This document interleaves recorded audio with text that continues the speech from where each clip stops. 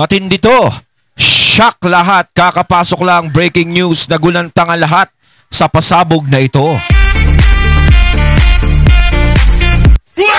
Ayan, syempre itong balitang ating matutunghayan ngayon ay nagmula kay Balitang Pinoy TV. At ito po ang inyong lingkod na si BT na magbibigay ng reaksyon at komento dito sa video na ating matutunghayan ngayon.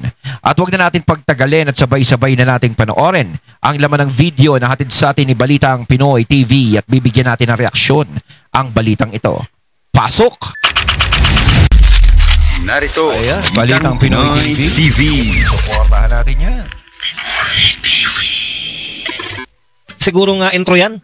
Wala nang intro-intro, simula na tayo. Ayun, wala nang intro-intro. Siyempre, bago natin simulan ng video ito, nice ko nga pala magbigay ng credits dito sa boses at video na matutunghayan natin ngayon at bibigyan ng reaksyon. Walang iba kundi si Badong Aratiles. Siyempre, huwag niyong kalimutang suportahan ang channel ni Badong Aratiles. Mga katunay, pakibisita po yan at huwag niyong kalimutang mag-subscribe at mag-follow para maging updated po tayo sa mga vlogs, reactions at sa mga balita na hinahatid sa atin ni Sir Badong Aratiles. Ayan, ipagpatuloy natin. Pindot na. Okay, pag-usapan po natin, no? Parinig lang po natin ng konti, i-refresh lang po natin ang ating mga sarili. Dito po sa sinabi, hindi naman natin kukumpletuhin.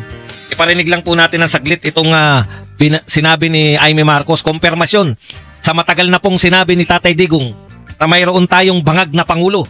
No? Una po naming narinig ito doon po sa may rally, sa may unang rally na maisog sa Davao City. Yun po ang pinakamalupit na revelasyon, no?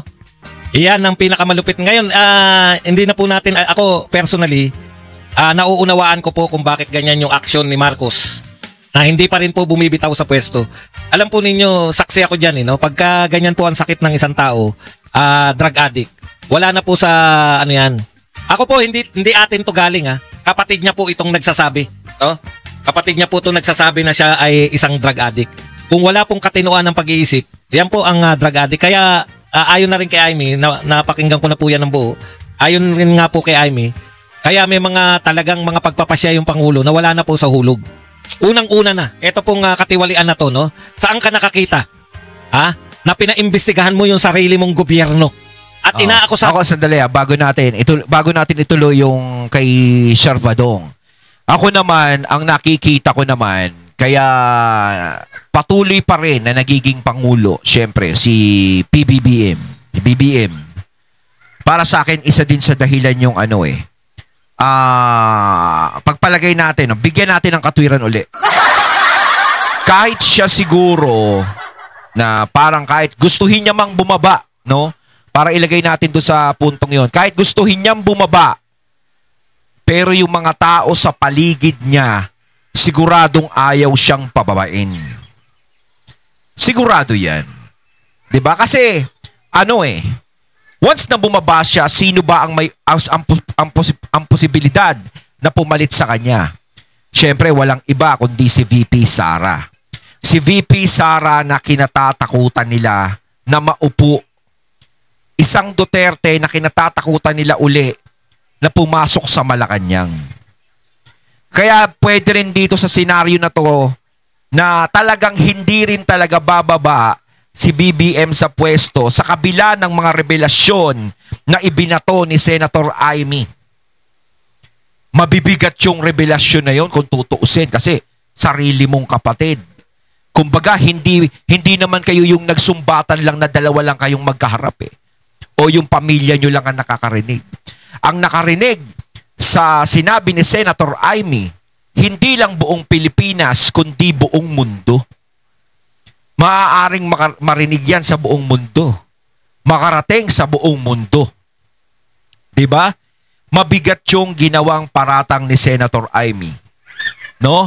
Pero sinasabi natin dito, hindi ka naman siguro magbibitaw ng isang salita kung wala ka namang ebidensya o pruwebang hawak-hawak.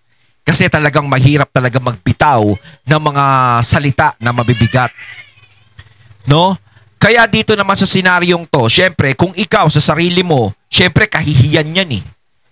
Hindi lang basta-basta issue yung binato sa'yo. Diba? Talagang kung ikaw presidente o nanunungkulan ka sa kung medyo may konsensya ka, bababa ka sa pwesto. Diba? kaysa yung ganyan. Pero kung talagang wala kang konsensya, meron namang walang konsensya na talagang hindi bumababa sa pwesto, pinaninindigan niya talaga. So, itatabi natin yung katwiran na yon na pwedeng ganun. Pero ito rin, yung posibilidad na isa pang katwiran na sinabi ko kanina, na siguradong hindi papayag yung mga taong nakaikot sa kanya na siya ay bumaba sa pwesto at bumitaw bilang presidente dahil alam nila ang papalit ay ayaw nila. At kapag pumalit si VP Sara, lahat ng mga taong nakinabang naghahaya-haya mga buhay ngayon, siguradong mapuputol na. At sigurado, yung mga binubulgar sa mga flood control na yan, na hindi pa nakukulong hanggang ngayon, na puro imbestiga lang, siguradong matutuluyan ng makulong.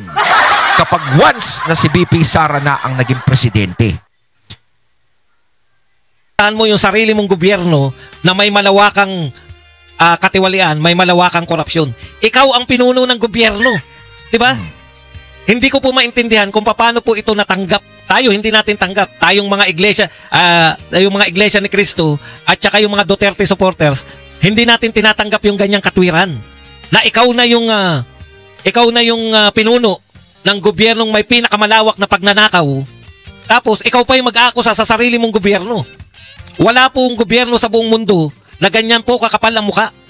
Only in the Philippines na may magaganap na ikaw mismo, no? Ikaw mismo yung nag-aakusa sa sarili mong gobyerno na ikaw ang namumuno. Kasi ang ano dyan ngayon lang po tayo nakakita. Kasi ngayon, bakit po? Ang pinakatanong kasi dyan, di ba? Bakit pinalagpas pa yung 3 taon? Di ba? Bakit pinarating pa sa 3 taon bago kumilos? Siguro naman simula ng mga na-appoint yang mga yan, yung mga kupal-kupal na yan. Diba? Yung mga sinasabing nasasangkot sa flood control, no? Sa pangungurakot niyan sa gobyerno.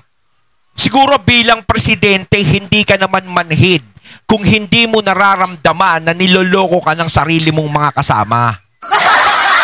Diba? Oh, puwera na lang kung wala kang pakialam sa sarili mong mga kasama na hindi mo iniintindi yung sarili mong gobyerno.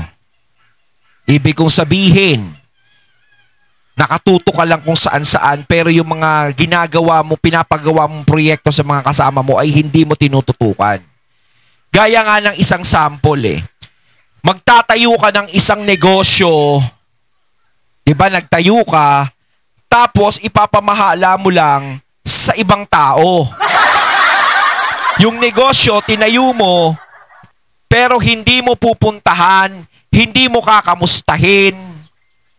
Basta pag kumita yung negosyo ko, ibigay nyo lang sa akin yung pera. Pinagkakatiwalaan ko na kayo dyan. Hindi naman pwedeng ganon. Kailangan kung meron kang negosyo, hanggat maaari, ikaw na rin sana yung tumao Or kung maglalagay ka ng tao, kailangan maging hands-on ka. Lagi kang nangangamusta. Lagi mong tinitignan ang mga record nila kung ano bang ginagawa nila dyan. Kung tama ba o mali pa ang ginagawa nila. 'Di ba? Kasi kung sa simula pa lang is pinupuntahan mo na yan, minamatyagan mo na yung mga yan, inoobserbahan mo na yung mga inutusan mo, wala sanang problema. 'Di ba? Ang problema, pinatagal pa natin ng pinatagal.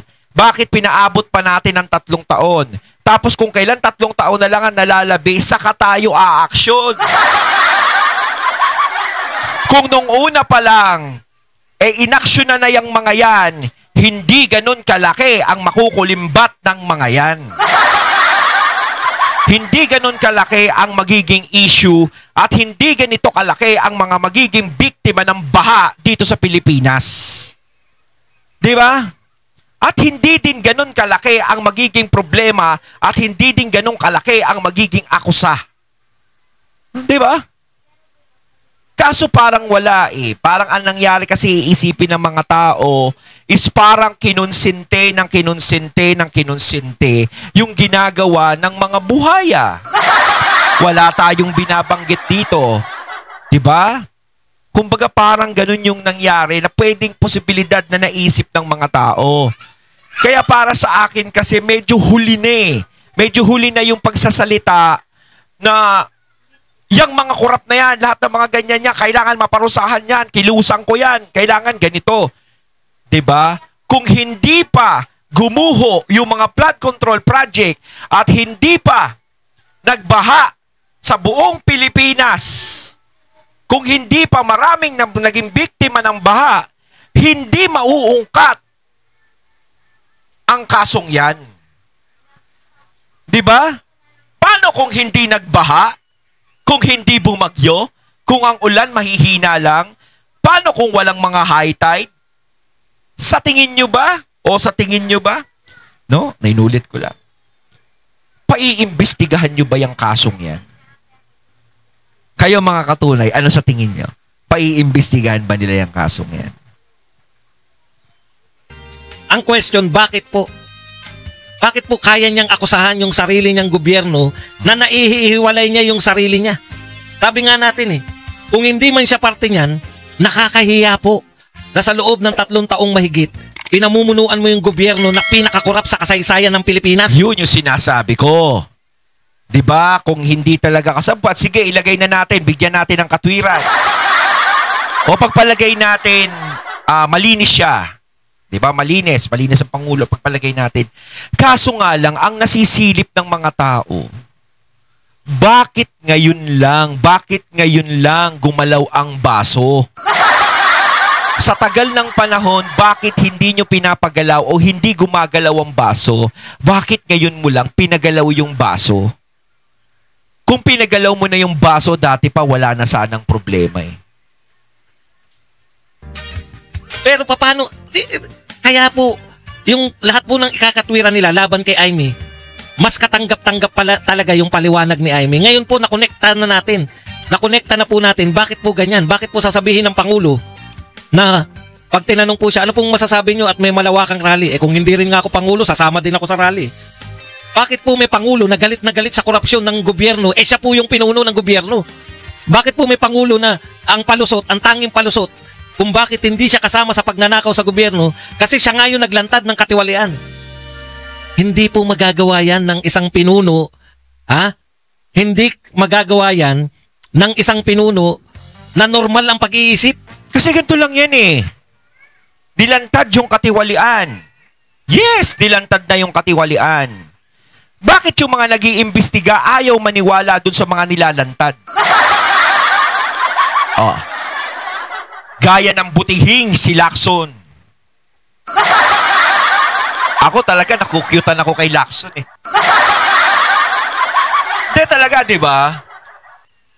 Kayo yung nag-iimbestiga tapos hindi kayo naniniwala. Binulgar na nga ng Pangulo yung mga ganto, ganyan. Anuhin nyo yung mga tiwali. Kasiguhin nyo na yan. Putya, lumalabas yung mga iniimbestigahan, umaamin, nagsasalita. Kay Lacson, sinungaling pa rin yung mga yun. Sino ba yung hinihintay ni Lacson?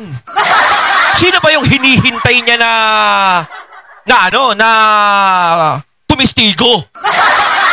Yung tipong may uupong testigo, tapos sasabihin niya, ang nagpahirap po sa bansa at ang korap dito sa bansa ay ang mga Duterte. Yan! Yan ang hinahanap ko. Yan ang totoo. Malamang sabihin ni Lacson, ganun. Yun ang gusto ko. Yun! Yung mga ibang dinala nyo ritong wala yan. Sinungaling yun. Eto, tunay. Legit. Yun ata gusto ni Lacson na paniwalaan. Diba? Ay, nako, Ping. Naaalala ko kasi yung ganyan. Diba? Ngayon, nilabas siyang ganyan, wala namang nakukulong. Nilabas lang. Maraming tiwali, ganito, ganyan. Yan, maraming walang ya dito sa kailangan parusahan yan. Puro na lang tayo daldal. Pero yung mga tao, wala pang nakikitang makukulong. Mas mauna pa atang makukulong si Normal Mangusin eh. Kaysa sa mga sangkot sa flood control project eh. Mas una pang maipakukulong ni makagago si FLM. Diba? Yan po ang pakatandaan natin. No? Kung normal po ang pag-iisip ng isang tao, hindi niya po pwedeng sitahin yung kanyang sarili at ipaimbestiga yung kanyang sariling gobyerno at wala siyang pananagutan. Imposibleng isipin yan ng isang matinong pangulo. Diba? Wala na po yan. Kahit na anong katwiran yung mga tagapagtanggol, wala na po yan. Lahat po sa buong mundo. Yung pagtataka po ng buong mundo na bakit pangulo pa yung naninita sa kanyang sarili. Inaakusahan ng pangulo na ito ang pinakakorap na gobyerno. Sabi ng pangulo ng Pilipinas. Kaya nga yan kumbaga kung ano yung nakikita, kahit sabihin natin na ang pangulo walang ginagawang masama, ang gumagawa ng kasamaan yung mga tao sa paligid niya, magre-reflect pa rin sa kanya yun. Sa kanya pa rin tatama yun, tatalbog sa kanya yun. Kahit gaano kakalinis na isang tao na wala kang kinalaman sa mga bagay-bagay, pero yung mga kasama mo, ganyan kumilos, siguradong sa'yo tatama. 'Di ba? Kasi dapat parang ikaw yung tatay dyan Ikaw yung pinakamataas, ikaw yung leader, ikaw dapat yung pinakipakinggan. Ang salita mo, ang magiging power dyan. Kaso ang nangyari ganito, lumaki ng lumaki, katiwalian, lumakas ng lumakas. Para silang napabayaan. Para silang yung mga bata, tapos iniwan sa loob ng bahay, naggulo, naglaro. Kasi walang sumusuway. Diba? Pinuno ng gobyerno. Ito yung Pangulo ng Pilipinas. Bakit ikaw yung nag-aakusa sa sarili mong gobyerno?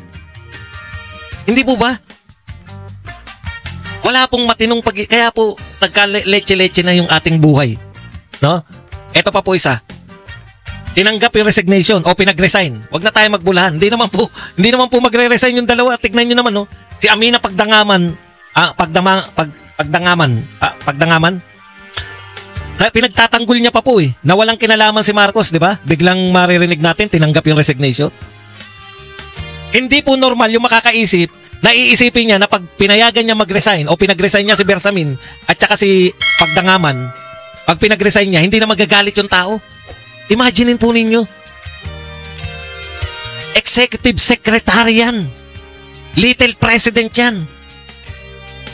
Eto nakakaawa kay Bersamin Opo, naaawa po ako kay Bersamin kasi dati siyang Supreme Court. Wala po akong pakialam kung siya po ay may sasabihin nyo na naman, badong. Ibig mo sabihin, badong. Naaawa ka pa rin, na-involved nga yan. Yun na nga po Nakakaawa dahil ang taas na, naging Chief Justice ng Supreme Court, tapos naging Executive Secretary, at siya po ay pinalalabas ngayon, nasangkot dito sa nakawan. Hindi ba lahat ito ay imposible namang ito po ginagawa ng mga to, ginagampanan po nila yung pagtatakip kay Marcos.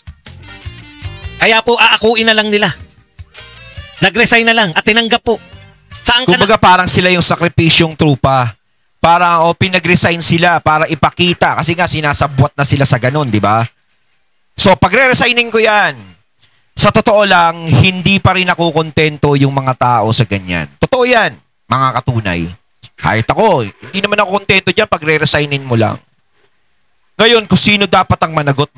Pero para sa akin kasi, gaya na sinabi ni Sir Badong, sila lang naman yung nagtatanggol o nagtatakip. Siyempre, nanunungkulan sila. Tapos ganito yung gagawin sa kanila. Or parang ginawa na lang silang sakripisyo. Sige, sakripisyo mo na lang kami. Parang gano'n. Parang ganyan.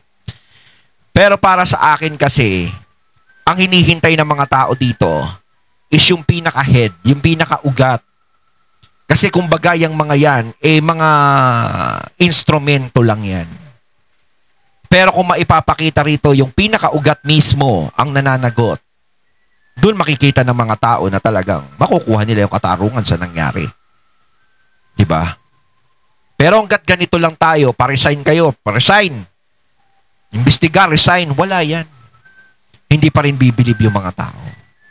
Nakakita na normal pa ba yung Pangulo kung lahat na ng tao mo, pinakamatataas mo ng tao mula po sa Executive Secretary, DBM Secretary, DPWH, yung yun pong Speaker of the House, yun pong Senate President. Ito po, bago sila pagpapalitan Lahat po to tao ni Bongbong Marcos. Ito na po ang pinakamatataas na tao ni Bongbong Marcos. Executive Secretary, wala na pong tataas dyan. No? Sa Executive Secretary. Speaker of the House. Senate President. Lahat po yan. Si Chis Escudero, si Martin Romualdez. Executive Secretary. Tatlo pong pinakamataas. Ang hindi na lang niya hawak yung Supreme Court dahil talagang hindi niya pwedeng hawakan yung Supreme Court. Oo. Lahat ng matataas involved. Lahat ng matataas pinagbibintangang nagkamal ng bilyong-bilyong pera. Sana all. Tapos ikaw wala kang kinalaman? Ikaw lang ang malinis? Yun ang sinasabi natin. Diba? Kahit sabihin natin na wala siyang kinalaman o sinasabi niyang labas ako dyan, dahil sa napabayaan ang ganitong sitwasyon, wala na. Iisipin ka rin na ganun. Diba? Kasi pinabayaan eh. Sana nung unang taon pa lang ng mga yan o unang taon mo pa lang o pangalawang taon mo pa lang o wala pang pangalawang taon mo, inasikaso mo na yan. Mararamdaman mo sa sarili mo yan. Siyempre, ikaw ang pinuno. Sa'yo lahat manggagaling yan. Lahat ng command sa'yo manggagaling. Diba? Kaya alam mo yan. Diba? Ngayon, kung talagang hands-on ka sa kanila, makikita mo talaga yung maling ginagawa nila na sasabihin mong, hoy, mali ang ginagawa ninyo. Tatanggalin kita sa pwesto. Yun. Kung nung una pa lang, diba? Kasi nung una pa lang, pwede mo nang gawin eh. Bakit pinagtagal pa ng ganito? Diba? Kung gabinete mo, marumi. Kung gabinete mo, magnanakaw, ikaw wala kang kasalanan. Ubod ka ng buti. Malinis na malinis ka. Eh, maniniwala sa'yo. Kung paniniwalaan ka, no? Kung ikaw man ay ang tingin pa rin sa'yo ay wala kang kamalay-malay, lahat ng tao sa kapaligiran mo, meski DPWH, lahat ng tao sa DPWH, DBM, Executive Secretary mo, Speaker of the House, Senate President, lahat ng tao mo, may kasalanan, ikaw lang ang wala, ikaw lang ang malinis. Kahit na malinis ka pa, ang tawag na sa'yo, ipagpalagay na natin na talagang banal siya. Ipagpalagay na natin na tulog lang siya lahat habang nagaganap to. Hindi ba anong uri ng Pangulo ka, napaka-incompetent mo na. Ayan, kaya nga sinasabi natin, magre-reflect lahat yan sa'yo. Sana nung una pa lang, ako ulitin ko talaga sabihin, sana nung una pa lang kinilusan mo na. Kung alam mo sa sarili mong inosente ka at wala kang ginagawa, di ba? Pero may mga tao pa naman na supporter si PBBM na nagtatanggol sa kanya. Gusto kong itanong sa lahat ng mga loyalista, no, pasensya na kayo mga loyalista, no. Bakit ngayon lang kinilusan ito ni BBM? 'Di ba? Kung matagal niya nang alam 'to, bakit ngayon lang? At imposible din naman na hindi niya alam. Dahil siya yung nag-appoint sa mga 'yan. 'Di ba? Bakit ngayon lang lumabas? 'Di ba? Kaya nagre-reflect sa kanya ngayon kahit sabihin natin na matino siya o ilaban na natin, sige. Bigyan natin ng katwiran, matino siya, wala siyang ginagawa, o sige, labas siya diyan. Pero ang tanong, bakit ngayon niya lang inopen yan? Bakit pinaabot pa sa loob ng 3 taon, mag-4 na taon na, bago mabisto yung mga yun? Adik ka. Kasi hindi mo na uunawaan na nagaganap eh. It's either ako hanggat maaari, ayoko magsalita ng mga ganyan sa Pangulo. No, syempre ako respeto sa mga ng mga vloggers na syempre yung sinasabi nila yung ganyan nararamdaman nila. Pero ako kahit papaano, ayoko mag-akusa o direktang magsalita ng ganyan sa Pangulo. No? Hanggat maaari, kahit ganito ang nangyayari, ako'y nagbibigay respeto pa rin. Kasi Pangulo pa rin siya. No? Ganun ako eh. Kahit nga si Noy, nire-respeto ko pa rin eh. Kahit kung ano-ano lang yung pinaggagawa dito sa bansa natin eh. Si Gloria, nire-respeto ko pa rin kahit na ganun. Kasi mga naging presidente sila. No? Pero talagang ako, solid ang respeto ko talaga. Isa sa pinakamataas ang respeto ko kay PRRD. Walang makakapantay para sa akin sa ginawa ni PRRD. Yun ang talagang solid. kasabwat ka or adik ka. At hindi kami nagsasabi niyan, kapatid mo. Oo, yung kapatid Pero niya, lahat no? ng actions mo papunta dyan. Ang dali lang naman, alam mo nyo, sa totoo lang po, napakadali lang. Sagutin, patahimikin ng mga tao. Lalo na ngayon, dinidikdik ka. Pucha, kung ako yan, magla-live ako, pupunta ako sa St. Luke's. Grabe kasi Naka-live, kapatid imbitahin ko lahat ng mga... Oo, kumbaga kasi yung sinasabi dito, no, yung salita ni Senator Amy na yon, pwede niyang i-counter yun eh. Huwag yung sa daldalan, huwag yung sasagutin niya ng salita. Ganito ba tingin mo sa akin bilang kapatid, inakusahan mo ko ng ganito? O sige, magla-live ako. Magpapa-hair follicle ako. Magpapa-drug test ako. Live. Yun. Sigurado. O kapag nag-negative, mismong yung mga nag-aakusa sa kanya ang mapapahiya. Di ba dapat ganun? Patunayan, di ba? Ayun namang hinintay ng mga tao eh. Kasi ganyan, syempre, matindi ang bato ni Senator Amy. Yun ang pinaka-counter doon. Hindi counter yung mga sinasabi nila anti-Claire. Syempre, natural eh. Natural, pagtatanggol niya, pinapasweldo ka nila eh. Kaya pagtatanggol ni anti-Claire yan. Diba? Kung ganun ang naging akusa ni Senator Amy, gara, nilaglag ako ni Utol ah. O sige, magpapadrug test ako ngayon. Patutunayan ko sa buong taong bayan na hindi ganun ang binibintang nila sa akin, hindi totoo. Yun. Live. Yun ang maganda. Yun ang pinaka-ano ko lang, ang pinaka-advice ko. Mas maganda. Na mga bayarang media. O speaking of bayarang media, kahapon naroon kami nagla-live. Pumapalag pa tong mga GMA7 nasa likod namin eh. Pinara ko nga. Manahimik kayo, nakikinig kami ng programa. Mga bumubulong-bulong pa sa katabi, yung alam mo yun, vlogger kami tapos sila lang yung media ron. Mukhang tanga talaga tong GMA7. Oo, bayaran kayo pero hindi kayong mga cameraman. Huwag nyong akuin yung responsibilidad nila Arnold Clavio. Hindi kayo, cameraman lang kayo, babayaran pa ba kayo? Pero huwag kayong maging tagapagtanggol. Nanahimik siya eh. Sabi ko manahimik kayo, nakikinig kami sa programa. Na ba nagsasalita si... Ano palag kayo kay Sir Badong? Sir Badong yan. Defensor, sabi ni Defensor, mga bayarang media, pumalag tong mga cameraman. Cameraman lang kayo, alam namin hindi kayo ang babayaran. Alam niyo yun, ilagay niyo sa lugar. Iiwas sila. Napansin nila lahat, vlogger dun eh. Mukhang tok mo lang po siya kala. Hindi po namin, pag sinabi po namin bayarang media, hindi po kasama yung mga technical staff. Kung kayo po ay cameraman, po siya baka... Labas na sila doon. Nagagalit po yung tao, Calamares Umali, di ba? Yung mga Duterte, nung naroon sila sa nagpuntayan doon. Yun ang mga kinukumpronta namin, hindi kayong mga cameraman. Ano lang yun? Huwag kayong umepal. Hindi naman kayo babayaran dahil cameraman kayo. Ayun, natatay natin ngayon ang video na nagbula kay Balitang Pinoy TV at syempre natunghayan natin ang boses na yun at ang video na yun na binigyan natin ng reaksyon na nagbula kay Sir Badong Arateles. Kayo mga katunay, anong masasabi nyo tungkol dito? Comment lang po kayo sa comment box. So once again, I'm BT and I'm out. Peace.